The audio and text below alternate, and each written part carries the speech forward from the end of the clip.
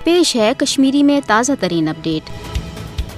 मसले कश्मीर आलमी सतरस पे तस्लीम करना आमुत अख मुतनाज़ा तो हल तलब मसल अक़वाम मुत्तहिदा दर्जन वाद करारदादन मज ये कशरन हुंद हक खुद इरादत तस्लीम करना आमुत तत भारतन उमन करारदादन पे दस्तखत कर आलमी बरादरी गवाह ठहरवित कशरन हक खुद इरादत किस उसूलस तहत पन्ने सयासी मुस्तबिल फैसले करनुक मौका फराहम करनुक ति वाद कोरमुत, मगर भारत वन बैनुल अक़वामी उसूलन तो माहिदातन हज सरासर खिलाफ वर्जी कर न सिर्फ कशरन हज हक खुद इरादत तहरीक फौजी ताकत तो साम्राज्य हरबों से दबाने की कोशिश करान, बल्कि मसले कश्मीर आलमी सतरस पे तस्लीम करना आमस मुतनाज़ा तो हल तलब हैसियत खत्म करने बापत मकबूज जम्मू तो कशीर हज मुस्लिम अक्सरियती शनाख्त तो सयासी डेमोग्राफी तन तब्दील करान। भारत मकबूज जम्मू तो कशीर मज जारी रियासती दहशत गर्दी तो माबकी यश साम्राज्य हरबन हंदिस तनाजरस मज पगह 13 सितंबर पे 27 सितंबर तन न्यूयॉर्कस मज मुनक़द सपदन वालिस अक़वाम मुत्तहिदा जनरल असम्बली हंदिस 77वें इजलासस मज कशीर हिंद न्याय हवाल फौरी